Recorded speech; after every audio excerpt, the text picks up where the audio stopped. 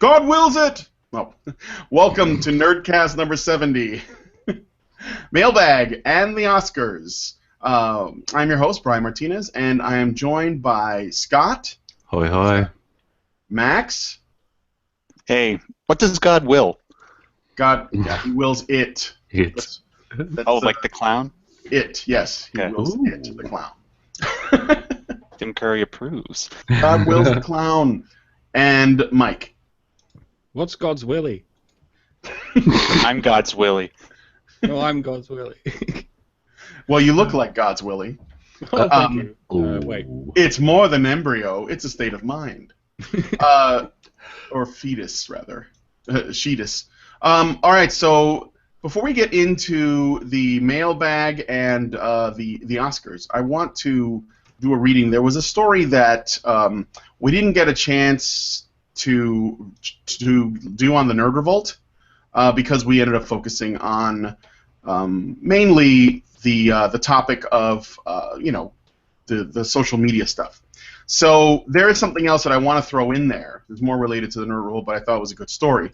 And this was done on Niche Gamer. The United Nations, that they were talking about the possible banning of games and manga that depict sexual violence against women in Japan. And that was something that had been getting discussed lately, and people were talking about it on Twitter until they got shadow banned or whatever. But I don't know if you guys know, but Kumiko Yamada, representative of the Japanese wing of the Women's Institute of Contemporary Media Culture, who's from Japan, had made a response to it. And she had a lot to say regarding the subject. So I want to read her response because I thought it was really good, and it's something that you guys, if you don't know, or you could totally hear. And I'd like those of you in the chat to comment on this too. So this is what she had to say, and this is like essentially was translated by some folks on Reddit. So, all right, here we go. We are absolutely in agreement that the protection of the rights of women in Japan is important. On the other hand, we think that it should be carefully and seriously evaluated whether the measures taken to ensure those protections are valid ones or not. If we are asked to consider whether protecting women's rights in Japan it requires us to ban the sale of manga and video games depicting sexual violence, then we must reply that it is an absolute no. Reasons for our opinion. Number one. Okay, let me see. I'm sorry, I scrolled a little bit. The so-called sexual violence in manga and video games is a made-up thing, and as such does not threaten the rights of actual people. Therefore, it is meaningless in protecting the rights of women. Reason number two: in Japan, and especially when it comes to manga, these are creative fields that women themselves cultivated and worked hard by their own hand to create careers for themselves. If we were to ban the sale of manga that includes sexual violence, it would do the opposite and instead create a new avenue of sexism towards women. Now let's do detailed explanation of these reasons. A detailed explanation of reason number one. It goes without saying that rape and other crimes of actual real people who experience sexual acts from partners without consent is an actual violation of their rights concerning sexual violence and should be obviously forbidden by law, and that it's necessary to protect and support victims. However, the figures in manga and video games are creative fictions that do not actually exist, and thus this is not a violation of any real person's human rights. We should focus on attacking the problems that affect the real women and their human rights as quickly as possible. About reason number two. In Japan, and especially when it comes to manga, these are creative fields that women themselves cultivated and worked hard by their own hand to create careers for themselves. Already in the 70s, there were women-focused manga magazines, and many talented women manga writers came from them. In this way, before the Equal Opportunity Employment Act for Men and Women passed in 1986, there was already a space where women flourished and had established the shoujo manga genre. And of course, within women's manga, sometimes a topic of romance and sex. In this way, it can be predicted that if we were to ban the sale of manga that depicts sexual violence, a great deal of publishers would cease publication of a huge amount of work. In the creative field of manga, the effect would be that women who have worked so hard to create a place for vibrant careers would have that place shrink right in front of them, as well as have their efforts negated. In addition, if we were to put ourselves in the places of manga readers, the chance to know about the history of the sexual exploitation of women would be lost and methods for them to come to know about it. It's a bit of a shaky translation, I apologize. I'm just reading it as it's written. If the creative fields of manga were attacked, trampled on, and destroyed with such prejudice, it would damage not only the women manga writers, but also spread to other women creators in the field, as well as the female readers. This would be a sexist punishment that only narrows the career possibilities of Japan's women. In conclusion, as stated above, we cannot say that banning the sale of manga and video games that depict sexual violence is valid, even if we were to agree that the goal of protecting the rights of women is correct. There is nothing to be gained from regulating fictional sexual violence. However, while you're trying to fix the rights of fictional characters, you're leaving the human rights of real women in the real world left to rot. As well, in Japan, the entire reason we have a media genre such as manga that developed to take on themes such as sexual exploitation of women came from an attitude to tolerate drinking, the pure and the dirty without prejudice. It's because we had the freedom to express our views, and with that to express the view of a world of humans that live and die, and that there are pure and wonderful things, and there are also dirty and nasty things mixed with each other. Manga is a field where women have put in their hard work and effort to cut forward paths and cultivate a place of their own. We believe that in order to protect this place from being trampled on, it will need our continued hard work to pass it on to the next generation. And it is this effort that will link to the greater freedom of rights and women. So, Scott, you have a comment.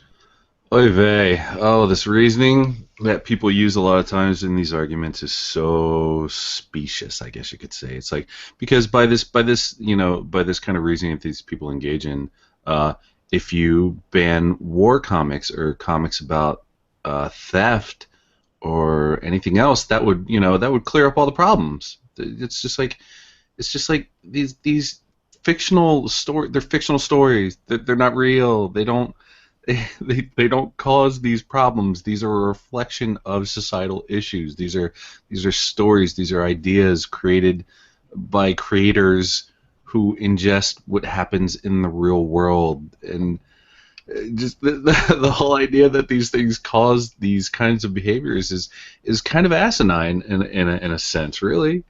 Because if you apply the kind of logic, like I was saying, it's like comics about war would cause war. It's like it kind of, if video games did this sort of thing, I would drive 300 miles an hour down a highway and run over hookers, which I don't do. It's kind of ridiculous, the whole kind of thing. So yeah.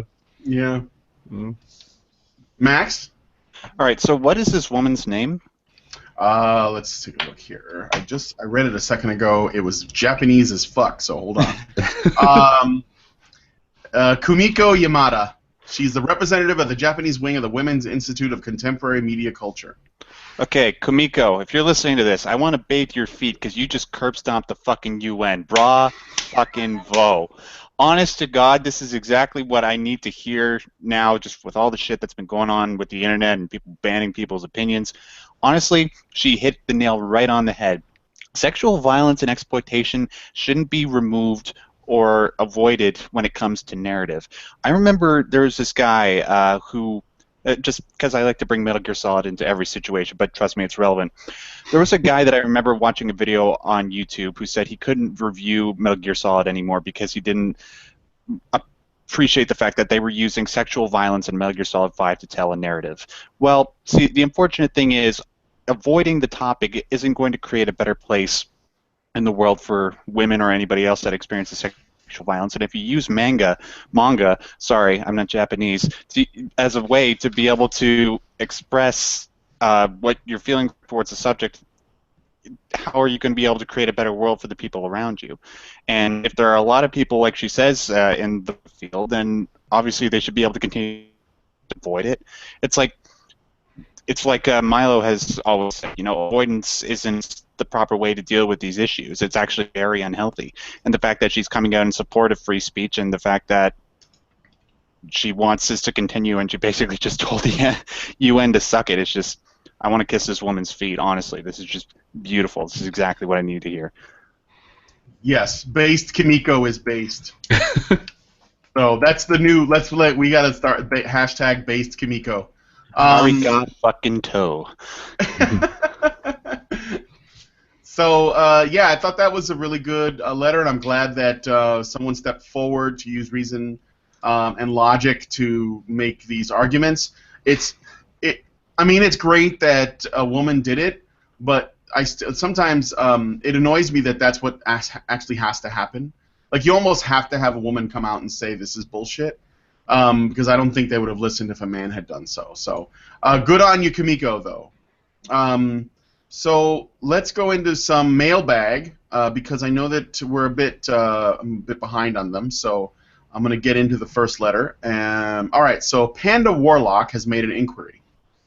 Hello there, badgers and other woodland creatures. I just wanted to thank you for your efforts put into Honey Badger Brigade stuff. Now, with ass-kissing out of the way, it's time for the thing I contacted you for. There is a very old Polish film, came out in 1984 if I'm not mistaken, called Sex Mission. Originally, Sexmisha. I'm not even going to try and pronounce that. While it sounds like a sci-fi porn flick, it's actually a cult comedy in Poland.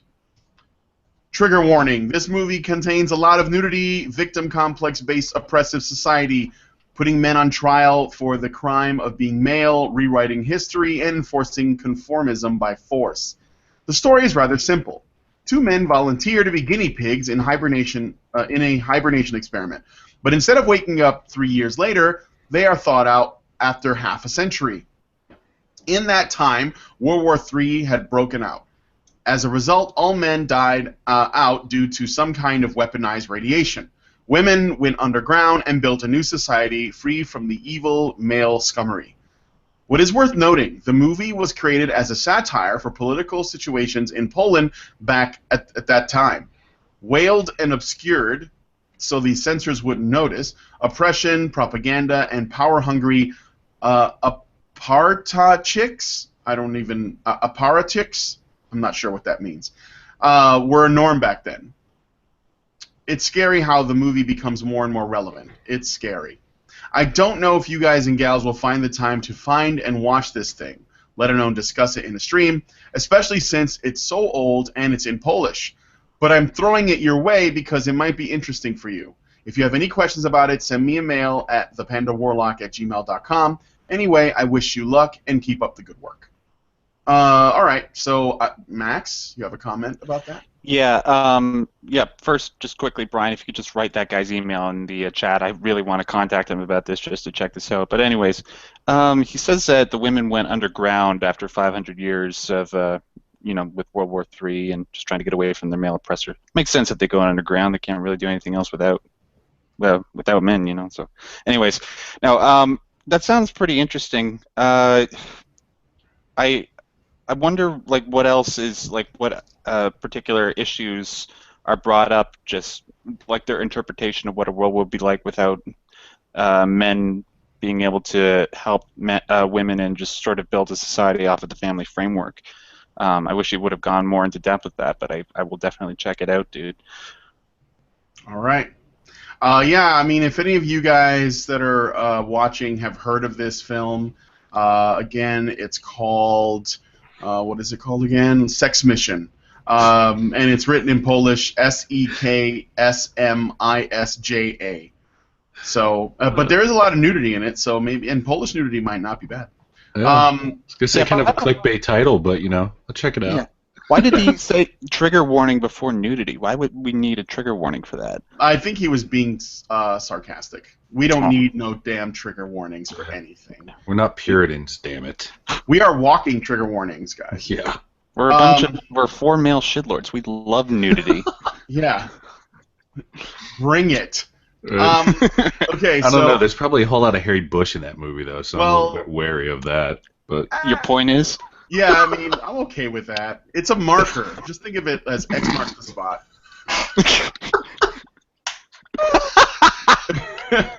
When it's like, it's not the tree, man. It's the roots.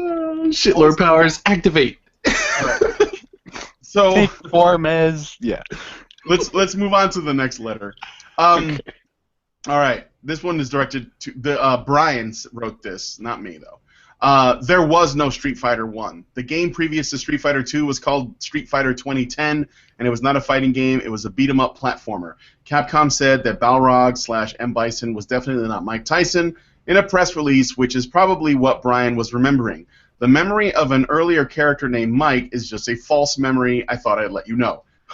Wow, you are wrong. Sorry. With all due respect, wrong. There is a Nintendo title called Street Fighter 2010, and it was like in the future, and Ken is like a cyborg, and it's like a side-scrolling beat 'em up. It was not even a really good game. But before that, there was a game called Street Fighter, and in some circles, it was called Fighting Street. If you look, you can find it in arcades. Just do a Google search for Street Fighter 1. You can totally find video of it. It totally existed. And if you doubt that, then try it another way. On the TurboGrafx 16, which was a console. Do you guys remember the TurboGrafx 16? Anybody? Oh yeah. I'm 22. Oh yeah. Yeah. Well, I'm certain Max. Max, not so much, but yeah. It's not so much. But they were their TurboGrafx 16 was the first console that I can remember. I'm pretty sure it was the first one that actually had a CD drive that came out, like like for CD-based games. And one of the first games on the TurboGrafx CD, which was an add-on you bought for the TurboGrafx 16, was Fighting Street, which is Street Fighter 1. For whatever reason, on the TurboGrafx they called it Fighting Street, and in some places it's called Fighting Street, but it is indeed Street Fighter 1. It was a game where you could only play as Ryu, and if somebody jumped in and played against you on the second player side, they could play as Ken, and the winner of the match can go on to play the game. And yeah, some versions only had 3 buttons, some versions only had 2, and some versions had 6. But Street Fighter totally was a thing. It really existed. And Ryu wore slippers. Absolutely true. So, Fighting Street was down the block from Sesame Street. Fighting Street was right down the street from Sesame Street, yes. That's where Oscar spent his nights. When he needed to blow some steam, he would go... But the first rule of Fighting Street was you don't talk about Fighting Street. But yes, that's absolutely the case. So, okay. John has made an inquiry. Hi, Badgers. This is my umpteenth message. I'm hoping it will pop in the hours of podcast that I listen through my 12-hour night shifts. I would love to hear your thoughts on one of my favorite shows, Deadwood. I'm sure at least one of you Badgers have seen the show. If it's only one, I'm going to bet it's Karen, but you guys are never predictable. What is your opinion on the exploration of gender in this harsh frontier setting? Much love, XX. Well, thank you, John. I've never seen it, but I really wanted to watch it. Has anybody here seen Deadwood? I've never watched Deadwood either. I did watch a couple of episodes. It was me. Who had Mike? Hey, who had Mike? I don't know what I know. Yeah, only a couple of episodes though. I tried watching it sort of while animating. It doesn't work. You can't. It's very sort of deep with the plot and the characters. You can't sort of watch it in the background. It's not one of those shows you have to really pay attention. Yep. Yeah, it's typical sort of HBO. It's sort of deep and dark, and something of a never-ending thriller. Although, like I say, I've only seen a couple of episodes. Nudity and dragons. So wait, what was the? What was the question at the end there again about? What was the sexual something race thing? What did they say? Exploration of gender. They asked about the exploration of gender. Oh, the exploration of gender. I certainly didn't pay enough attention. The only thing that I can think of right off the top of my head as far as like the exploration of gender was the alcoholic lesbian girl that was always pissing her pants. Other than that, I mean, no, it was a good show. It was, they said fuck a lot and they shot people.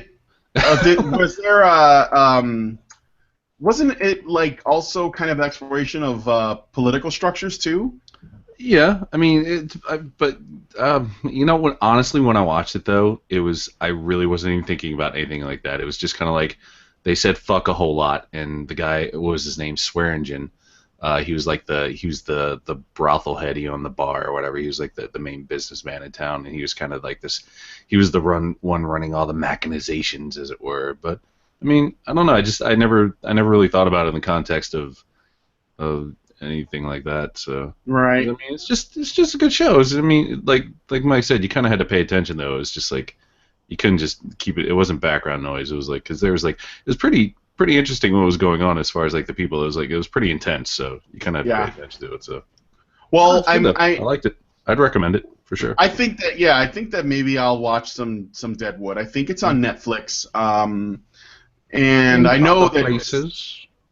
I'm sorry. And other places. Oh yes, and among other places. And other places. I'm sure we can find it. Oh yes. If we look hard enough. But yeah, because I've been taking an interest in watching shows that are from a like sort of like a period perspective, because I want to see which ones are going to be really honest and which ones are going to try to rewrite history or exaggerate things to suit a narrative. I've noticed that is very common. Like, for example, like Mad Men is one popular example. And the last show that we had, I was on the Arch stream. I was talking about how Mad Men rewrites history in the same way that Agent Carter does. And someone asked, like, in what way are you saying that? Like, what are you trying to assert? And I will say that I don't think that men were as sexist towards women as frequently as you see on shows like Mad Men and Agent Carter, despite the time period. I think it's really overblown, and I don't think that women were that oppressed at that time either. And if you want some evidence to sort of back that up, then you should watch Karen's videos where she talks about the way like frontier life and life in the early 20th century. So if that is the case, if it wasn't nearly as bad as it was in that time period when Karen was doing, like, the areas that Karen were talking about, and we've also explored the ways in which it's not the case in the 60s and the 50s, or even like pre sort of second wave feminism, then I think it would follow that if these things are being exaggerated, then there's probably more. There's stuff that's not being shown, or there's stuff that they're just not informed on. And so I tend to look to see how they handle it, and I'm skeptical, essentially. It doesn't mean that I think they're full of shit completely, but I'm definitely skeptical because I think they like to overblow it, so that it would, like, I don't know, people can feel good about living in the present, I suppose, or they can like remember how oppressed they were. It reminds me of, like, in Doctor Who. And as much as that's supposed to be a show about time travel, they do a lot of like reinvention of history in that show as well. Or they do things where they're just they do so much moral posturing. It really annoys me. There are these two characters in Doctor Who. There's like this lizard woman and her lesbian lover. Yeah. And and like if you try to get through an episode with those two showing up, where they don't announce to the whole world that they're a lesbian couple in Victorian England and how hard it is to do that. Just try to get through one episode where they don't fucking do that shit.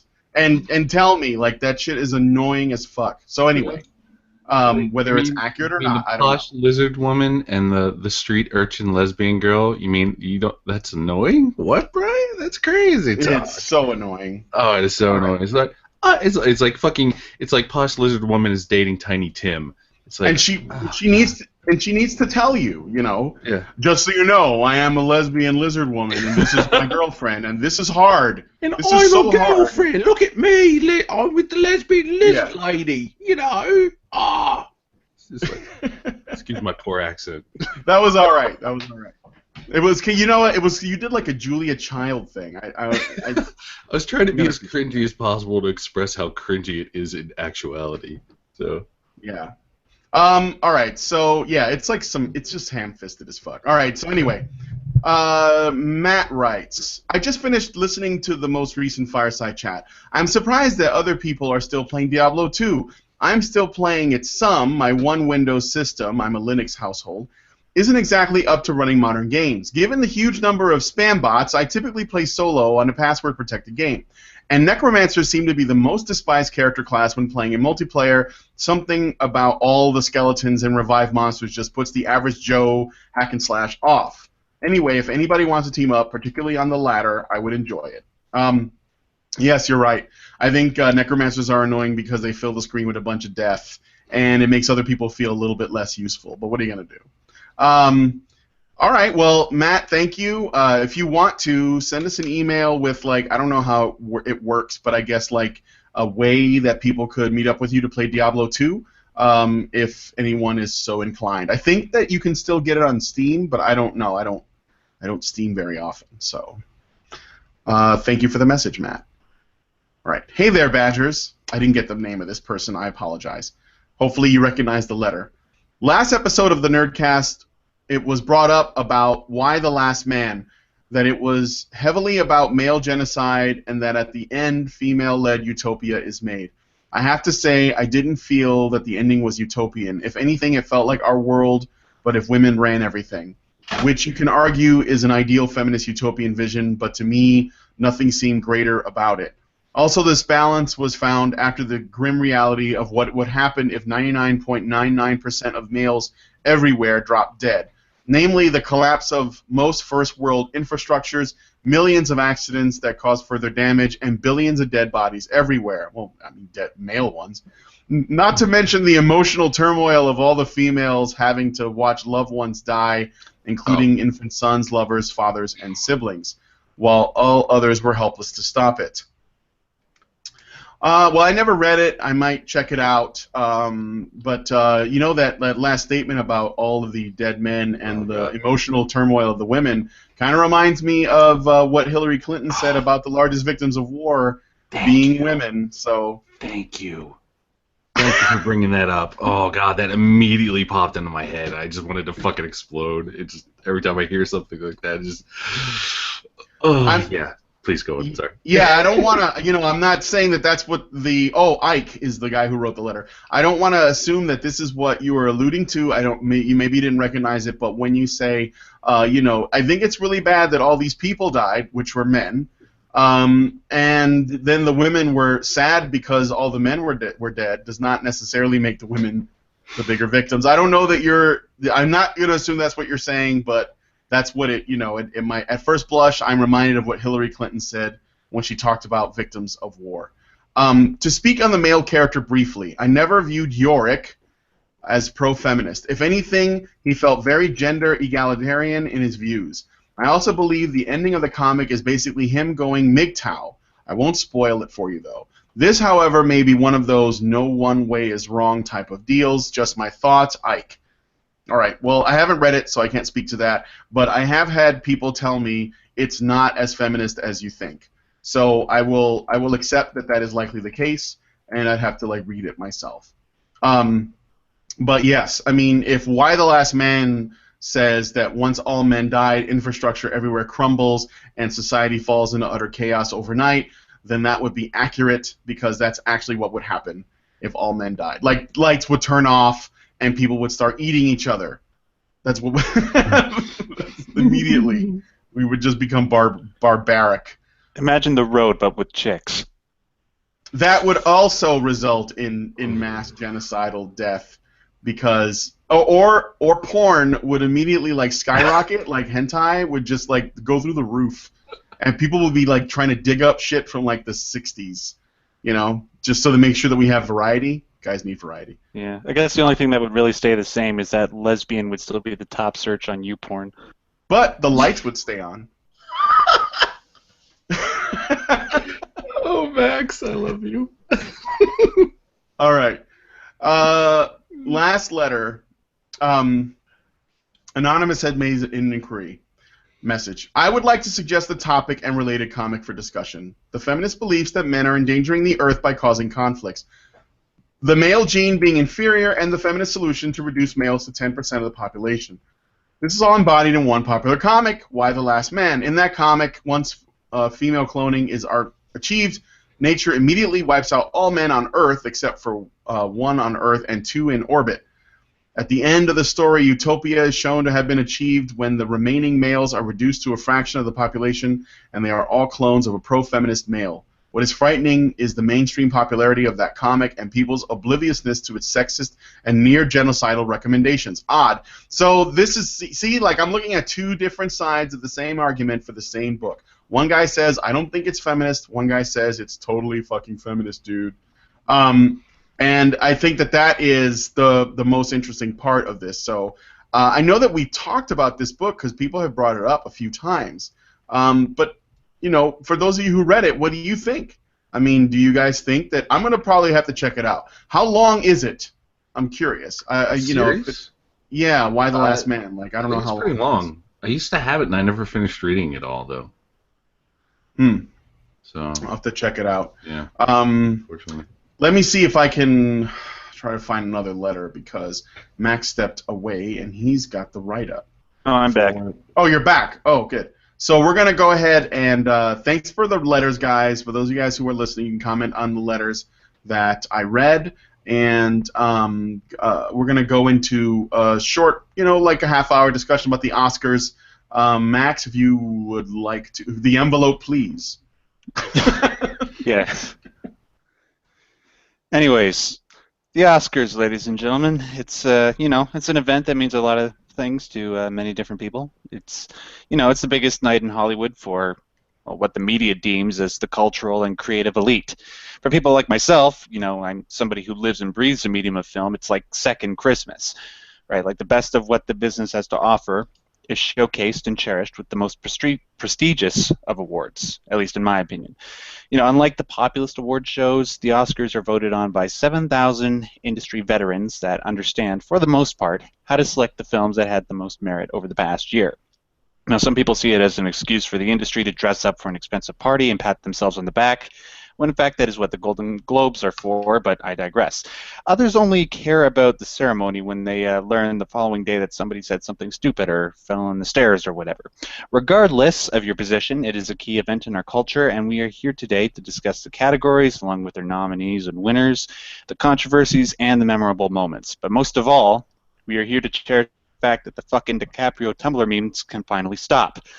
Anyways, I wasn't able to watch the ceremony this year, even though, like I said, it is second Christmas for me. But that was only because I was chilling with Karen, and the following day I was hanging out with GAE, Beat Jelly. But anyways, what do you guys want to sort of talk about first? You just want to talk about the ceremony or the winners, and like how many of you actually saw the films that came out this year? Well, I can like start by okay, I was hanging out with a friend of mine. And we were just like shooting the shit, drinking, and playing some video games. And we were talking about movies coming out this year that we wanted to see, and then the discussion about films came up. And then I was like, oh yeah, you know the Oscars is on right now. And he was like, yeah, I don't really want to watch it. You know, we were concerned that because of all the controversy surrounding the Oscars, like Will Smith and Jada Pinkett Smith, like, you know, and Oscars so white and the boycotts and all this bullshit, that if we went to watch it, they would clearly politicize it in some way. They would either have the discussion or they try to cover their ass or some combination of the two, or there'd be like people, I don't know, just, you know, there's always some asshole that tries to use the Oscars as a platform to perform some slacktivist bullshit. So part of it was a reluctance to be exposed to it because I was getting burned out on social justice warriors, and Hollywood has some of the biggest fucking social justice warriors.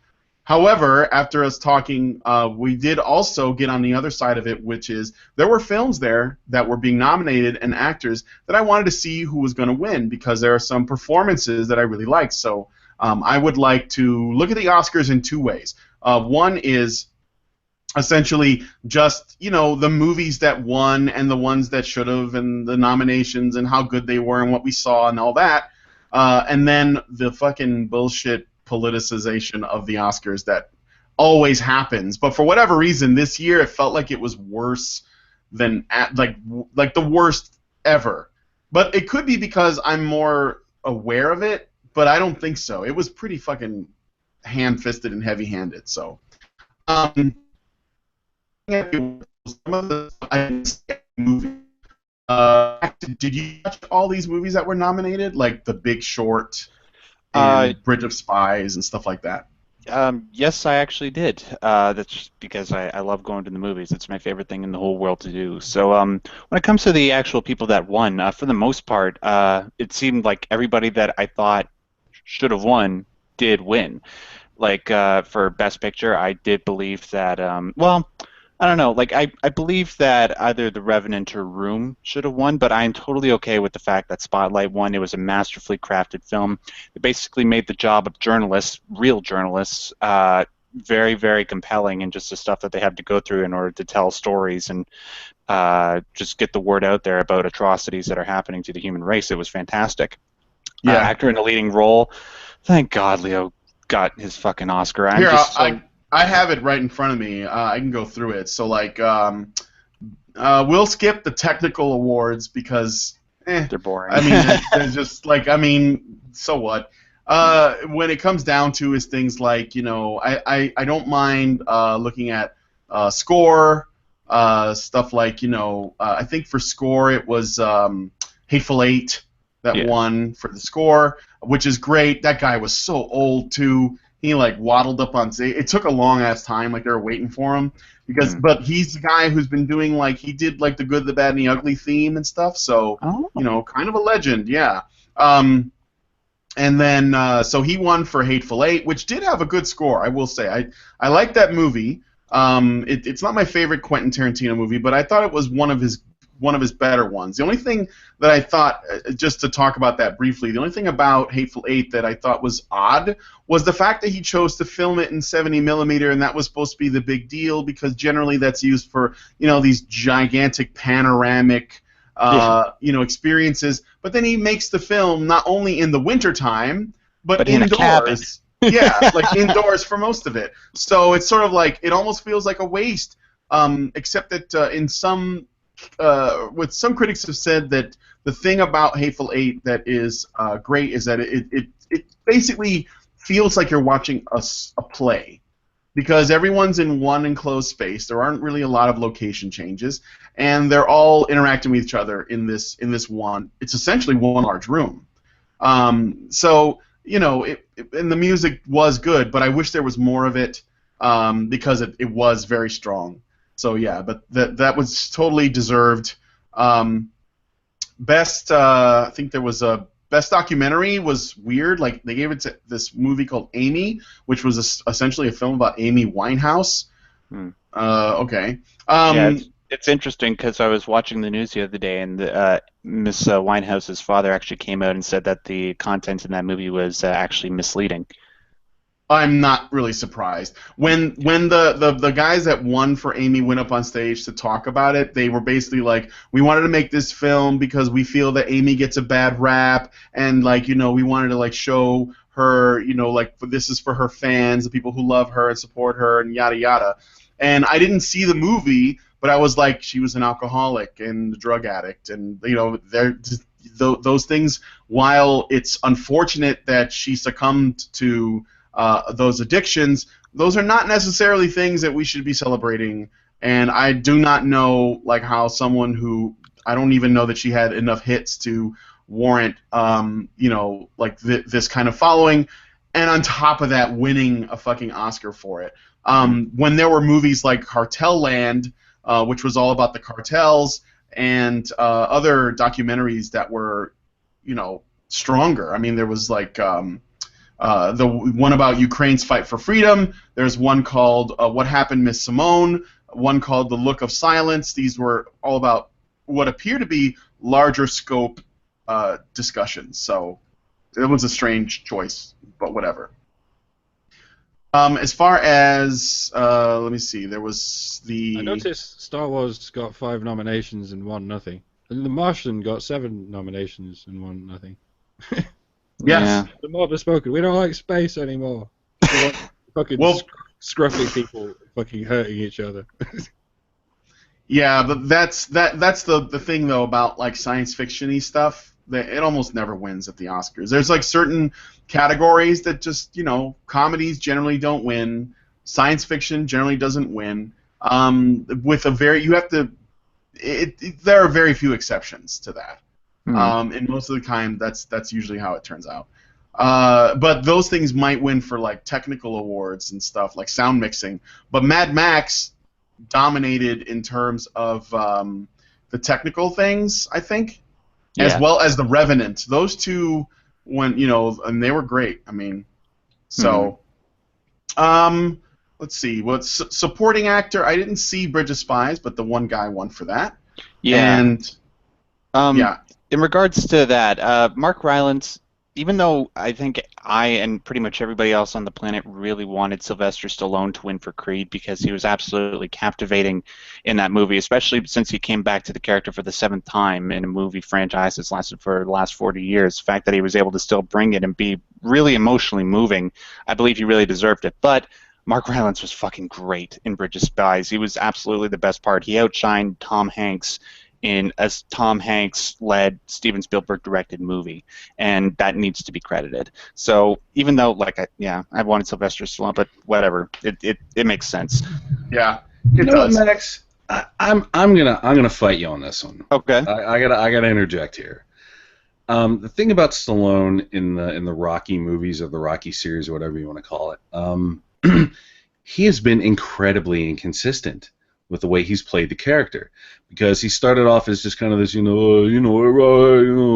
Rocco, whatever, and then he gets to the point where he's like apparently suffering from brain damage in some of the later Rocky movies, and he's like, he's even more slow, and he kind of plays it up even more, like really hams it up. I think it was like, what was it, the 4th one where they really kind of focused on that? Maybe the 3rd or the 4th one. But anyway, like I haven't seen the entirety of Creed, but I've seen bits and pieces of it, just from reviews and such.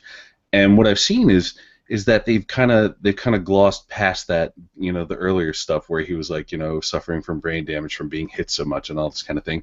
And now he's just kind of back, hey, I'm Rocco, what's going on, So I hate to be a pain in the ass about it, but that's just one of those things that just kind of really sticks with me as far as because I'm just, consistency is a big thing for me, and that when a character is done like that, it really kind of bugs the fuck out of me, and it kind of, that almost alone made me not want to see Creed because of that. I was like, what the fuck is this? He's like, oh, he's normal again, he's doing better, all right, cool, he took some fucking echinacea, he's feeling better, all right, go Rocco, hey.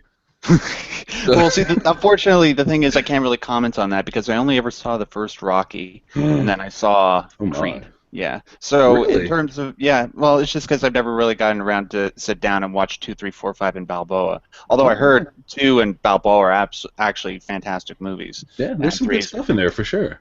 Okay, well, just I guess even though with just keeping that in mind, I guess what I'll just say on that matter is that what happened to Rocky in Creed seemed like a natural end point for that character, even despite all the consistency problems that have been happening throughout the franchise. Let's just pretend. Okay. From what I understand, a lot of people like to pretend that Rocky 5 never happened. So yeah. I can agree with that. Yes, I'm on board with that line of thinking for sure. Okay. I will say that I think that, and I watched all of the Rocky movies. And I've always liked them, although some are worse than others. Obviously, like when you make 7 movies or whatever it is that they made, I think it's 6 or 7, you're inevitably going to get a few duds, right? Or at least some that are not as strong as others. But Creed was surprisingly good. I was expecting it to actually put a great deal of focus on the more focus away from the Rocky character and make it all about Adonis Creed, but they did a good. Essentially, Creed is great because it is there is a father and son story there, and those things are kind of rare.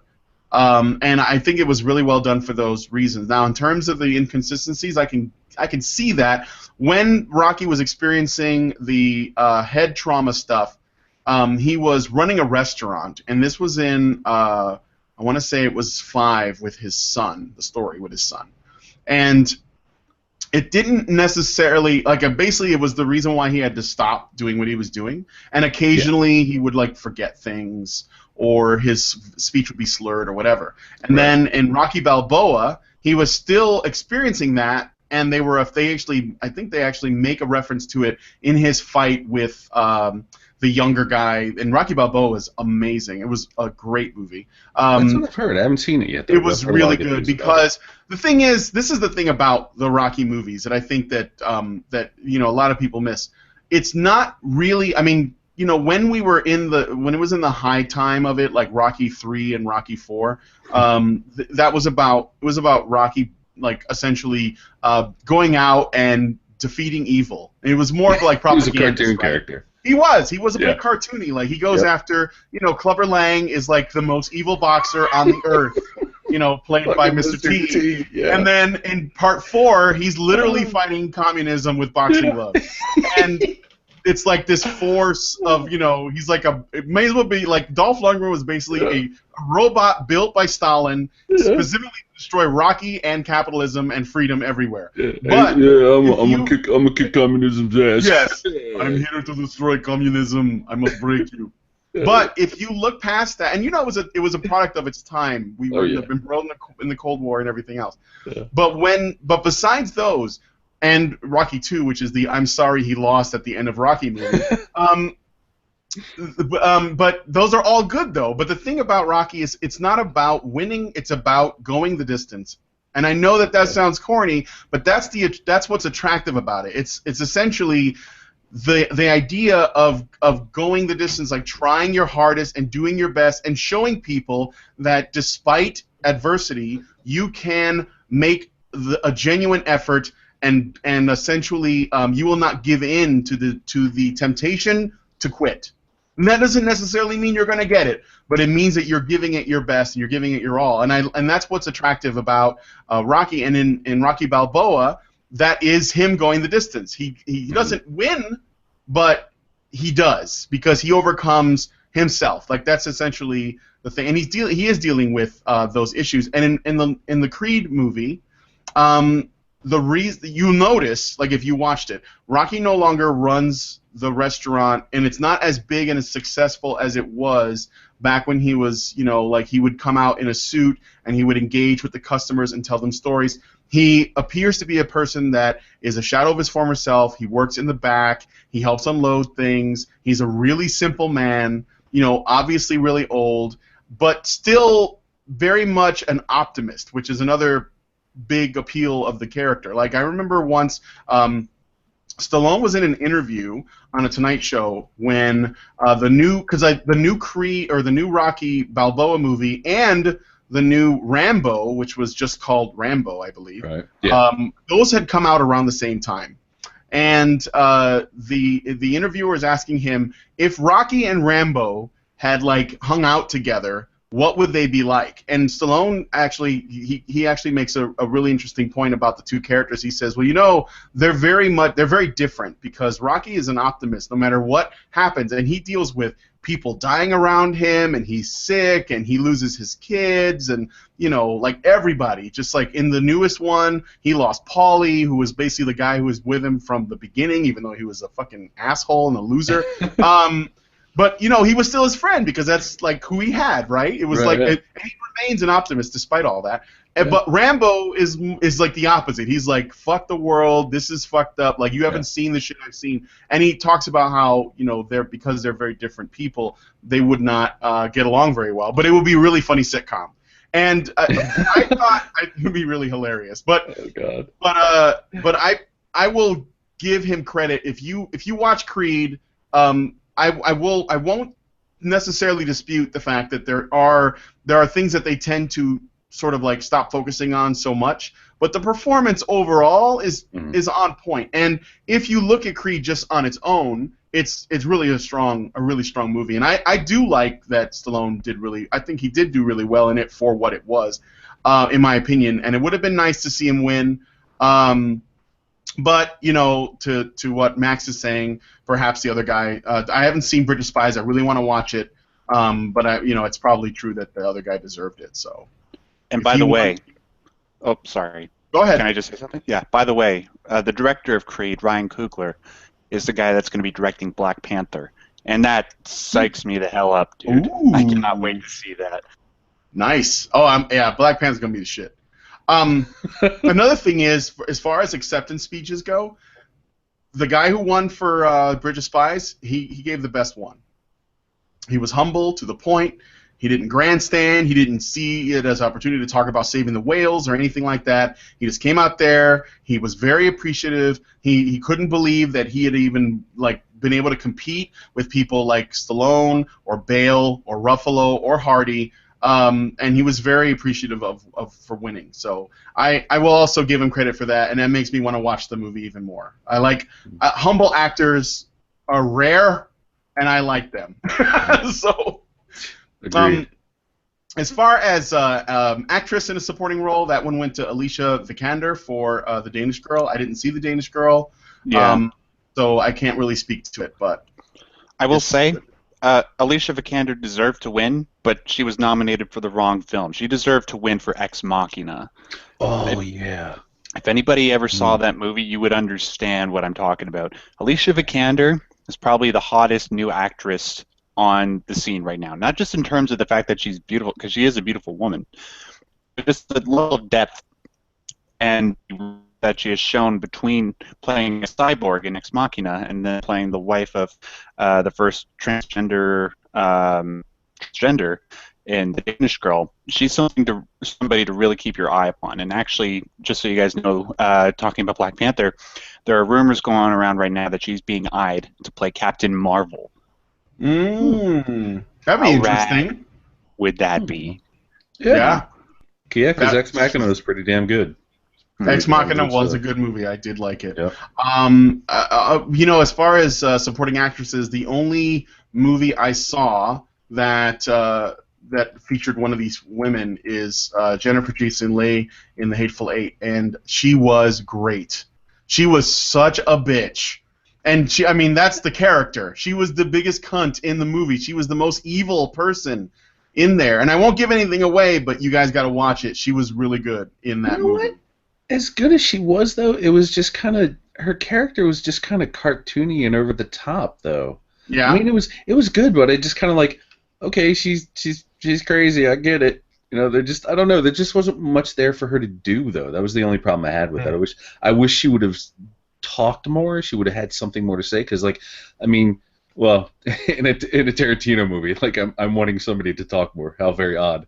But it's like, it's like all the other characters were, very verbose, and they're, very talky, and they're very, just engaging in all this really interesting and kind of just, gratuitous dialogue. And then she was just like, every now and again, she would just spout something out, and then Jeff Bridges would punch her, or not Jeff Bridges, Kurt Russell. Kurt Russell. Kurt Russell would punch her, and so it's like she didn't really have a lot to do. She was good in it, but not like Ex Machina, though. Not like well, that. No. Awesome. Well, the thing is the woman who won the Oscar, she didn't win for Ex Machina. She won for The Danish Girl, but I'm sure that her performance was better and that she probably deserved the award. And Jennifer Jason Leigh, considering that she didn't have as much dialogue as the other characters, as to your credit, I think it was more about her using what she had, like, which wasn't as much dialogue until the end, but more about her behavior and just her presence. Way that she was reptilian, and I liked it because you don't really, it's not every day that you get to see a really evil woman in a movie, and at least not these days as often. It's sort of like, not that these performances are the same, but in the movie Dredd, Mama. Yeah, baby. She was awesome, right? Because she was such a cunt, and I really like that. I love villains already, and if they're really well made, I have a great appreciation for them. And Lena Headey was really great in that. I mean, she was awesome as a character. Yes. Okay, so let's look at. So we already know about Mark Rylance. So actress in a leading role, that went to Brie Larson for Room. I didn't see that movie either. Was that like an indie flick? Seemed like there were a lot of movies I never heard of that were like getting nominated for stuff. Yeah, it was filmed in my hometown of Toronto. Thank God Brie Larson won for Room. She was magnificent in that movie. And I highly recommend that if anybody wants to have an emotional ride, like something that was truly and masterfully crafted, Room is probably the best there is. Her, along with this kid, Jacob Tremblay, her kid in the movie, it's some of the most heartbreaking things that I've ever seen put to film. And the emotion that Ms. Larson was able to convey in that movie was something that I've never really ever seen before conveyed, especially with the types of topics that were discussed in that movie, things like kidnapping, rape, and pregnancy as a result of that. And also, Brie Larson, her speech and her just actions at the Oscars are also representative of another humble performer, as you like to say, Brian. Because if I'm not mistaken, there are a lot of abuse survivors that actually attended the Oscars, and she hugged every single one of them after or before getting her award. And she also kept her acceptance speech pretty short. She made sure to thank everybody. She was very classy about it. She's somebody that we need to keep our eyes upon in the coming years because she is a truly magnificent talent, and I'm so glad that she was recognized. Yeah, I agree. I didn't see the movie, but I did like her attitude when she won, and I'm really glad that it didn't go to Cate Blanchett or Jennifer Lawrence. And I know it's just because I'm not even being rational, so I'll explain why. I didn't want Cate Blanchett to win because I just didn't care about the movie Carol. About again, this goes back to the Doctor Who thing, lesbians in a time where lesbians were not accepted, and that still goes on today. It's like nobody ever gave a shit in history about lesbians. Nobody cares. So I didn't care about Carol. And Jennifer Lawrence, I'm just done with her. She's overexposed. I'm just so sick of her. I like her. She's hot, okay, for sure. But I'm kind of sick of her. Although the director of Joy, that's the guy who did. Didn't he do what's that one? I Heart Huckabees? Isn't that the same director? Oh God. I like him. I mean, I know he's an asshole. Like I've seen all of the stuff with Lily Tomlin. You remember where like Lily Tomlin's like the behind the scenes stuff. Yeah, and he like fucking blows his top. I'm sure that he's a fucking tyrant on the set, but and I liked the other movie that he did. The one with Jennifer Lawrence and De Niro and Silver Linings Playbook. Yeah, Silver Linings Playbook. I thought it was a good movie too. I did like it. I'm just over Jennifer Lawrence. I'm just sick of her being the it girl, and I'm glad that somebody won that like a fresh face. And that I know that's completely irrational and it's not logical, but that's just Doesn't have to be your preference. You're allowed. It's my preference. Yes. Yep. All right, now. And I would agree. The biggest payoff, though, and simultaneously the biggest disappointment in a way, was leading actor. I'm so glad that Leo finally won. I really am. He's been that motherfucker has gone through hell. I was figuring if he didn't win this award, he would actually die in his next movie so that he would get one post-mortem because he was trying so hard to get an award. And if you ever seen The Revenant, holy shit, that is a good movie. I really liked it. Did you ever see it, Scott? I have yet to see it, but I think I'm gonna have to be the asshole this episode, aren't I? The what? I'm gonna have to be the asshole this episode, aren't I? All right. Well, go ahead. What were you gonna say? Oh man, I haven't seen The Revenant, so I can't comment on that. But I can say that Leonardo DiCaprio's not a very good actor. Okay. Everything I see him in, he plays Leo. It may as well in the credits. It may as well say Leonardo DiCaprio playing Leonardo DiCaprio playing somebody. Because he is almost always exactly the same. He's either angry Leonardo DiCaprio, goofy Leonardo DiCaprio, or sad Leonardo DiCaprio for the most part. And it's just I don't like when you watch movies, like if you see I know this probably isn't a fair comparison, but like you take somebody like Daniel Day-Lewis, who fucking becomes other people, who just absolutely like it just transforms just through the most subtle things like movement and cadence and tone and stuff like that. And then you watch DiCaprio, who's just kind of always him. It's just like I mean, and nothing against him. I mean, the guy has done some good work. I've liked movies that he's been in, but I just don't think he's that good an actor. I think he's really overrated. Let's look at who he's up against for this particular award. He was up against Michael Fassbender, who was playing Steve Jobs. I like Michael Fassbender. I'm fucking sick of Steve Jobs movies. How many of them are we going to make Like, how many movies are we gonna make where people are sucking Steve Jobs' cockhead? How many? His belly. We gotta stop, okay? Sorry, we gotta stop.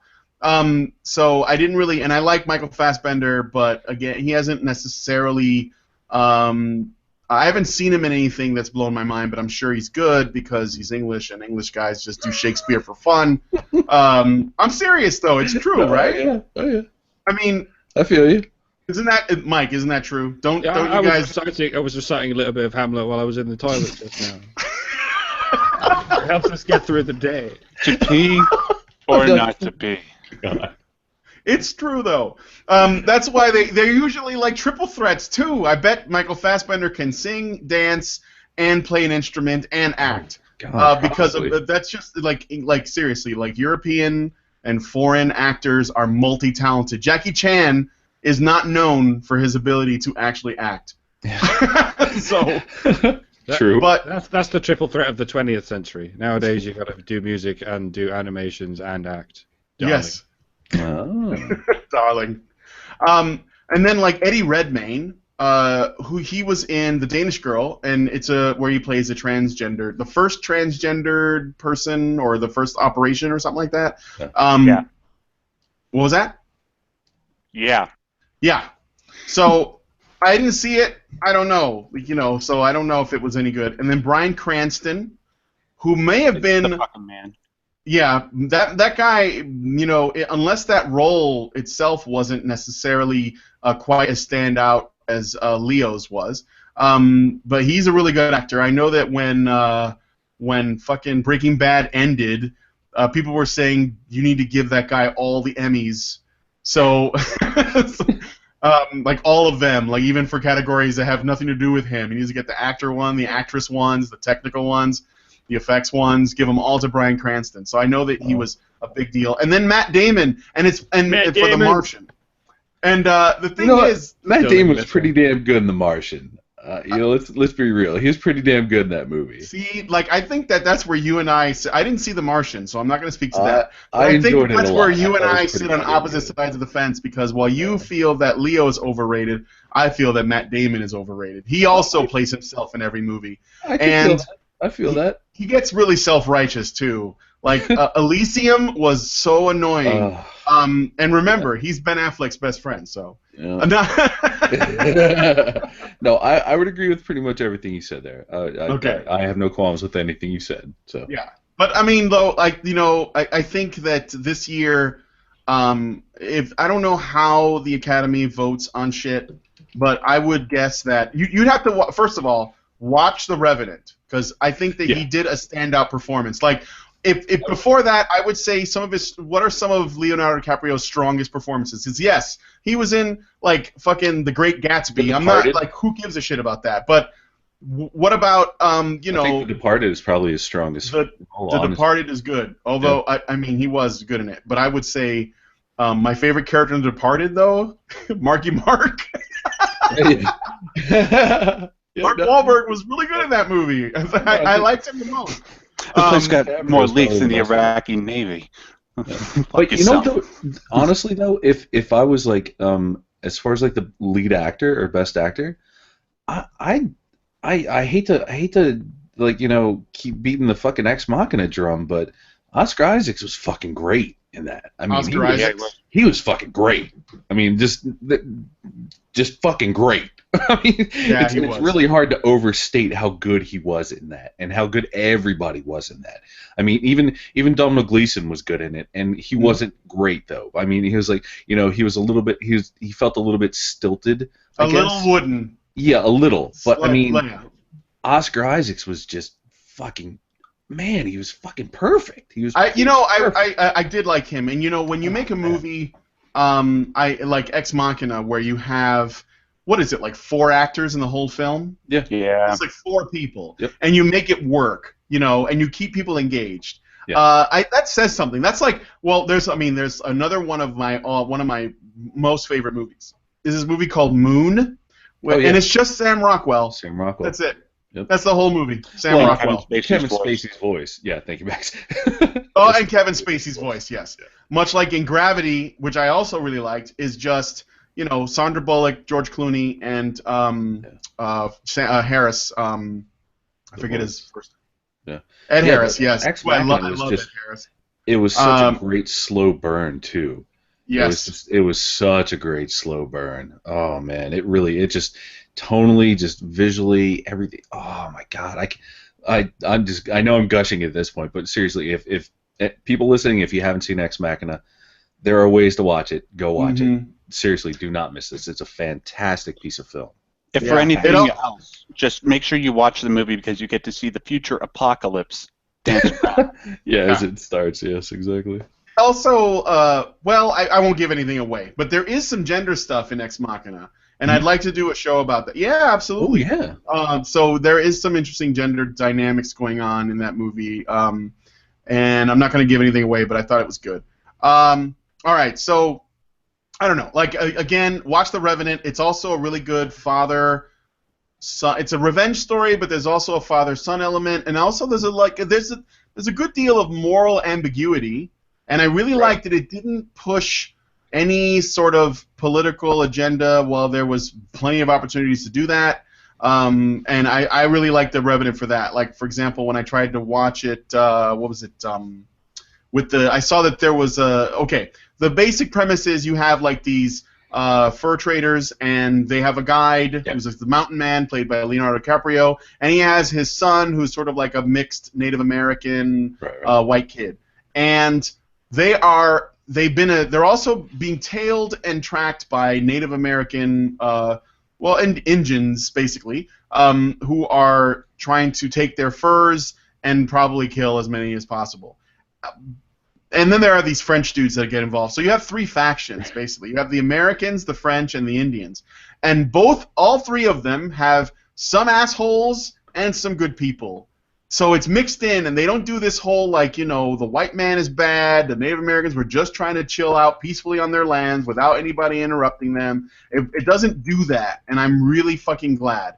Yes, there are bad people, but they're individuals, and I appreciate that. And then there's a great father and son thing. There's also a man versus nature element to it. There's a lot of moments where there's no dialogue at all, and Leonardo DiCaprio's acting is very physical.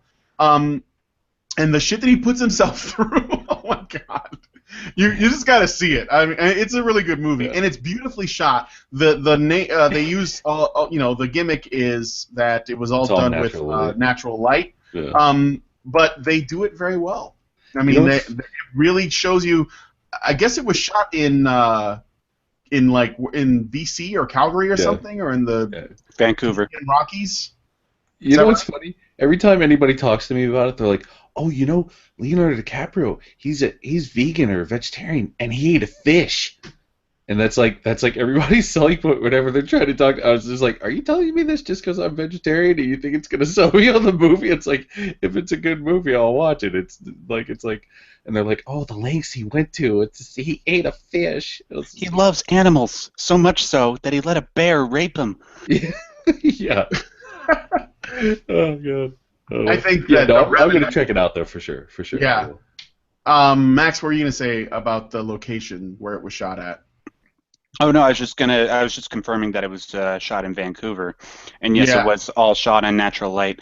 And also, just another two awards that The Revenant won. It won Best Director for Alejandro González Iñárritu, the second time in a row, and the only time that a director has won an award twice in a row was back in 1940s, I believe. So that was pretty huge.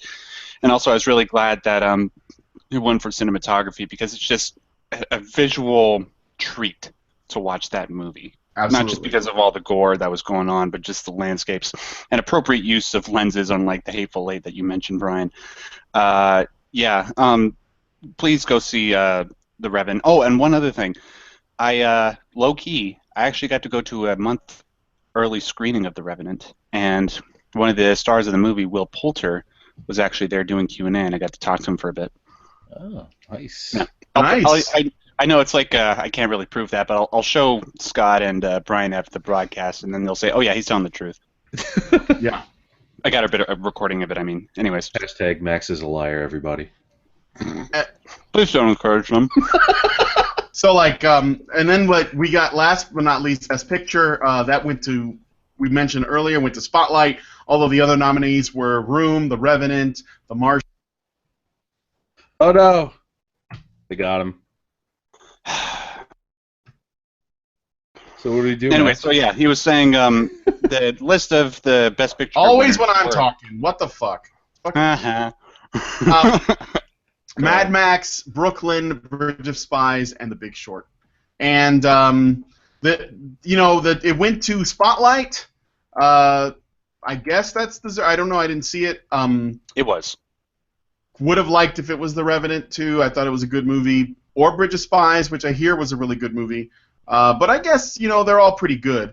I knew Mad Max wouldn't win, and the reason is not because Mad Max isn't good. It's just that generally science fiction-y stories don't win. I mean, it's usually I noticed that when the Oscars select a winner, they generally look at movies that are they have like some kind of impact, or they're essentially a film that's going to create a discussion or has like more of a. I'm serious. That's what I noticed. Like that they like speak to something else. And Mad Max is, well, I mean, it's a chase scene that goes on for 2 hours. It's a great chase scene, but it's basically what it is, right? I mean, it also didn't win just because it wasn't the best picture compared to all the other movies. It had some best elements in filmmaking the past year. Like, it won a lot of awards. But when you think about all the different disciplines that go into filmmaking, a movie like Spotlight, and the difficulty of trying to make a movie like that entertaining, where it's basically just journalists sitting around and doing their job, the fact that Todd McFarlane was able to create something so compelling and emotionally nerve-wracking was a greater feat than what Mr. Miller accomplished with Mad Max. I'm sorry to say, but it is. Although, I will say it absolutely 100% deserved to be nominated for all the things that it did accomplish, because it was a very entertaining movie. And there was some stuff that was done in it, especially the visual effects and the cinematography, was just breathtaking. I could watch that movie any time of the day. Yeah. All right, so let's talk about what sucked about the Oscars.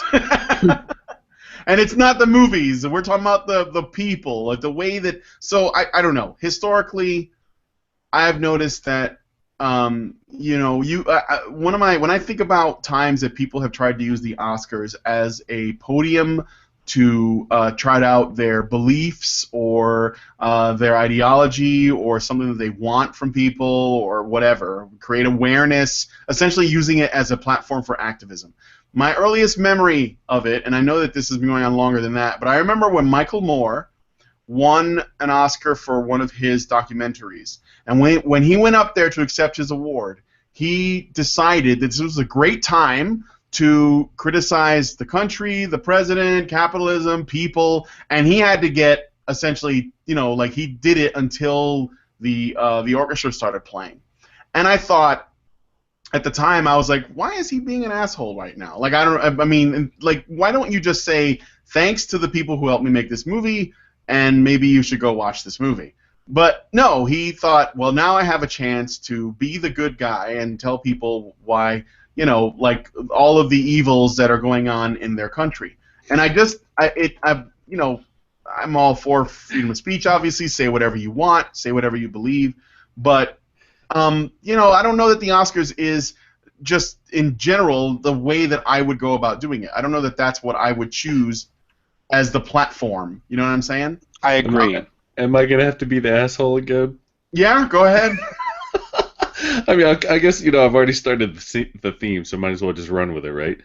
You know what? I kind of, I kind of see where you're coming from, but then again, like, being that I come from, like, kind of punk rock roots, I kind of like that people do that sometimes. I kind of like that they go up there and they fucking just rail into people. It's like, because, like, honestly, if I had that stage, you damn sure better believe I'm going to fucking rustle some jimmies. I'm going to get some people pissed off at the things that I would say, so I can appreciate it on that level. But I do get you, though, that sometimes these people come off like just pompous assholes. Mm-hmm. But I'm kind of the mind that if you got the chance, fuck it, you're never gonna get the chance again, probably, and to do it. So yeah. Okay. That's just You know, I'm the No, asshole it's okay. today, so I it's fine. want to respond to that, but I'm gonna let Max go because he put his name in. So go ahead. Patricia Arquette. Anyways, I'm going to agree with both sides here. On the one hand, I do wish that they wouldn't do it, but on Scott's hand, I think it does make sense because it is an avenue for the performers to express their humility and how grateful they are for doing this, that they use a platform where basically 1 billion people are watching them to talk about something that actually matters. Although, like you said, Brian, it does, like you said in the example of Michael Moore, it's just sometimes people just do it as a way to morally platform themselves above everybody else within the industry and on the planet, right? So it's a very fine balance. Sometimes, like, maybe if there was some element of the film that they were nominated for that they can speak to that would actually make it appropriate for them to talk about something like that. Like, for example, if Brie Larson were to actually talk about women who were victims of kidnapping, rape, and abuse, that would make sense, right? But unlike like other examples in the past where people just use it as just talk about something completely unrelated, that's where it's inappropriate. So yeah, it's sort of a case-by-case basis for me, but I also understand the merits of both of what you guys are saying. Yeah. Well, I will say this. I think that when you're gonna, if you're gonna go up there and you're gonna like be preachy, you have to like consider the fact that there are people who really don't want you to be preachy. Like when I was watching it with my friend, he doesn't really watch like Honey Badger Radio. He's I've spoken to him about stuff dealing with like the regressive left and like men's rights stuff, and he doesn't disagree, but he just doesn't have as much of an interest. He's a bit more cynical or apathetic about it. But when we were watching the Oscars, I was like, well, expect to get preached at, and he was like, it's probably okay. And then by the time it was like ending, he was like, wow, I really regret this decision because these people are really frustrating me. And the thing is too is that I would say if you're gonna do it, be informed. Like, make sure that what you're saying is not full of shit. And a lot of times people, maybe they think that they know what they're talking about, and they think that they have the facts, but sometimes I don't think that that is the case. Sometimes they're not just wrong, but they know they're wrong and they don't care. And there's a lot of hypocrisy. So it's not necessarily the act itself I have a problem with. It's just that celebrities believe, well, not all of them, but the ones that tend to do this, they believe that because they're celebrities, they are more important than simply actors that are or directors or writers that are meant to entertain us. They believe that they are somehow the voice of the people and that they can make real change if they just go up there and say something. And sometimes what they say, first of all, it creates a sense of importance that is inflated beyond reason, because they're not those people. They're not experts in areas like global warming and fucking the pay gap. They're just actors, but they think that they can speak on those things. So, and I have a problem with that. That's why when somebody's just up there and they know where their wheelhouse is and they know like this is what I do and this is what I'm good at and they just talk about that, I can appreciate that because that's what they do. I am reminded of an interview with Sam Elliott. And Sam Elliott is he was in Tombstone and he was in The Big Lebowski. He's like the country western guy, cowboy person. Always plays cowboy characters. And he was being interviewed for the film The Golden Compass, and it was a flop. But the point is, in the interview they asked him about how it felt to be a hero to people because of his role as an actor. And Sam Elliott said, I'm not a hero to people. I get paid millions of dollars to put on a costume and pretend to be somebody else. That's not deserving of like all of this pomp and like all of this celebration. I'm an actor. Real heroes, if you guys want to talk to real heroes, you should get firemen and cops and people who do stuff every day for people and put their lives on the line that are overlooked. And when he said that, I was like, holy shit, I never really thought that there were so few people that acknowledge the fact that actors are just that. And I have heroes in Hollywood. I honestly do. because I like their attitudes or I like the what they've done, despite their age or adversity and their ability to do their craft. I do appreciate that. But I do think that they overreach and they think that they can like change the world by, making a good movie about something that may be rooted in falseness and then going up to accept an award and then use that as a platform to continue to perpetuate falseness. And I'm also reminded of Johnny Depp, who was on Inside the Actor's Studio, and he said the same thing that Sam Elliott said. He doesn't consider himself to be a hero. He's just a guy who gets paid a lot of money to play pretend. And and it's like, yeah, that is what you do. I mean that's not bad. Take pride in that. But at the same time, it's like have a little bit of perspective. But then you get people like Patricia Arquette that accept an award and they talk about the wage gap, and they like get all mad about it. And I'm like, but you don't know what you're talking about. But the problem is that they keep the lie alive because they do it in front of millions of people, and then everyone who's watching is like, well, I like Patricia Arquette and she said the wage gap is real, so therefore it must be real. And so it's like fucking zombies, like these people are not. I think that we need to.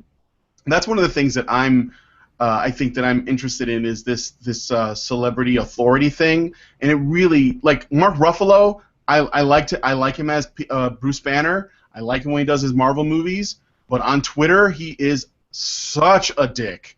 I'm like, you need to shut up. Like, I mean, I don't want to censor you, but you need to shut up. So, like it really frustrates me. The guy is so self-righteous.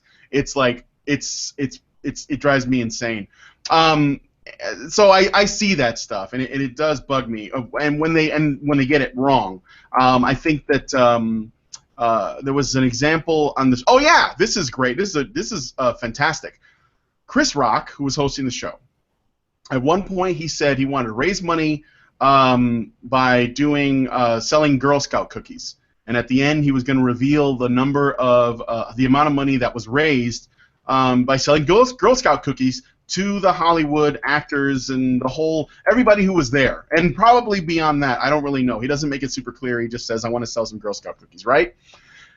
Louis C.K. comes out at one point and talks about how much money people in Hollywood make. He's using it to make a joke because he was presenting for the documentary short, and he was basically saying the people who make documentary shorts are, they're going to take their Oscar home in a Honda Civic because they don't make a lot of money. And it was a really funny bit, that I appreciate because I like Louis C.K. I think he's pretty funny.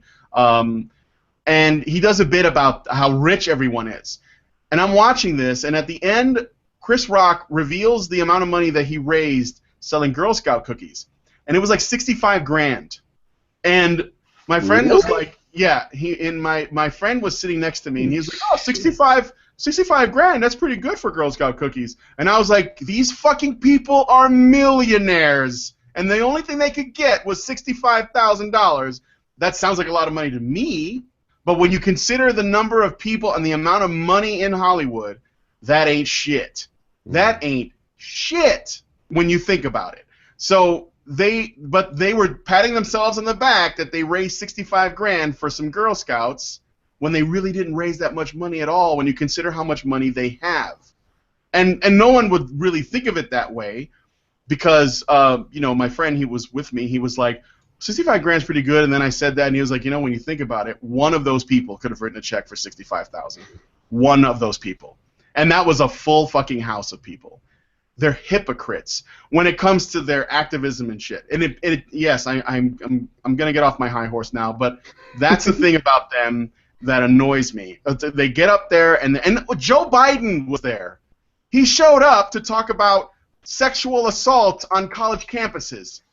He showed up to talk about that, and I was like, shouldn't you be in the White House doing some important shit, like dealing with immigrants or cologne or, like, I don't know, like something? Why are you at the Oscars talking about some shit that don't real?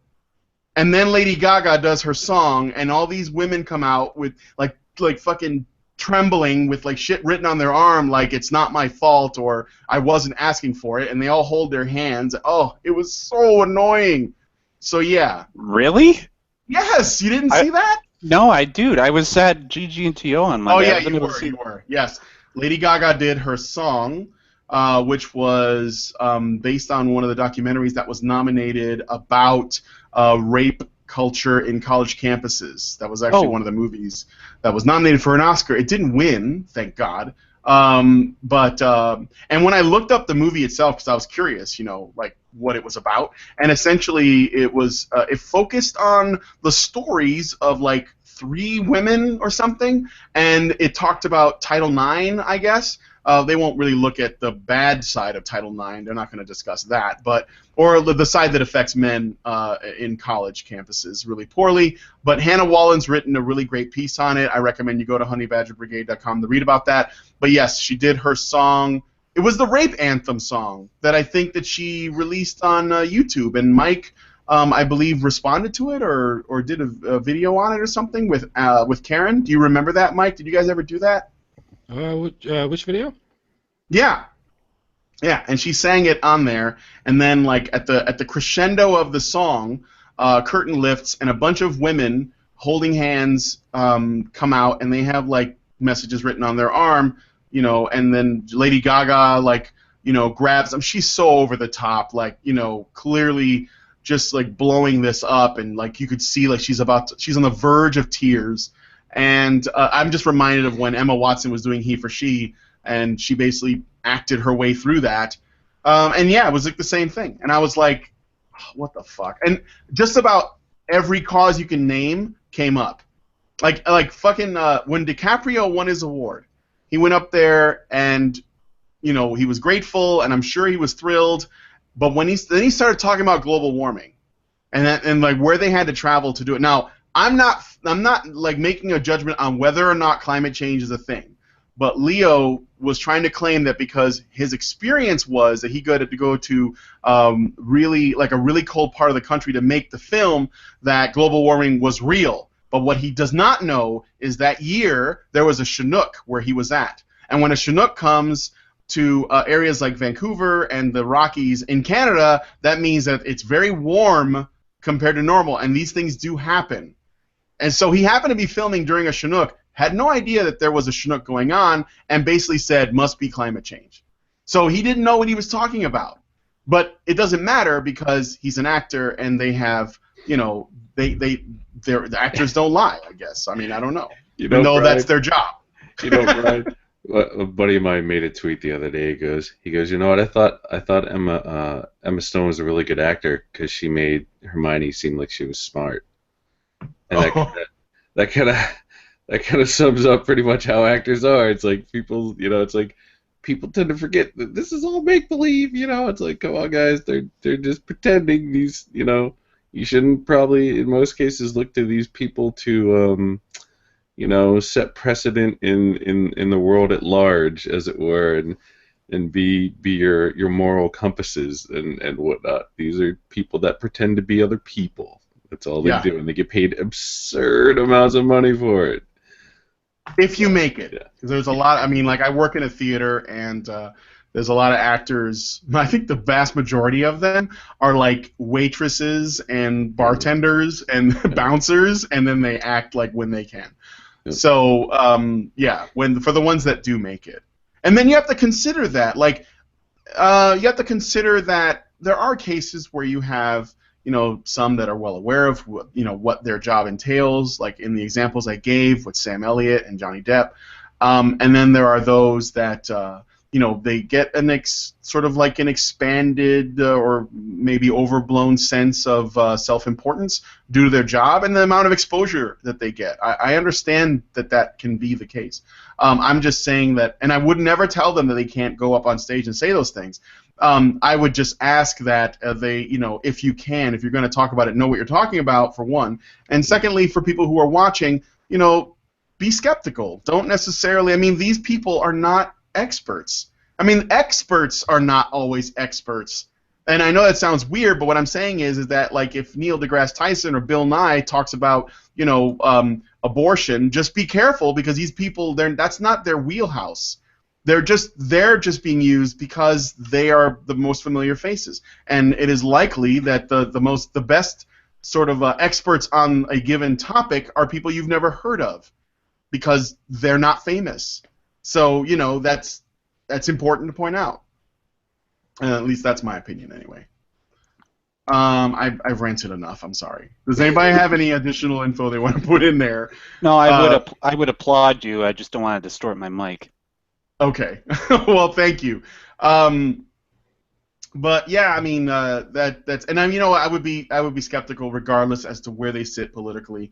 So it's not even a question of, you know, what they believe in. It's just a matter of, like, be correct. If Clint Eastwood had won an award and he went up there and said we need to bomb the shit out of those Iraqis, I would have also said shut up, Clint Eastwood. You know, like it doesn't matter. You know.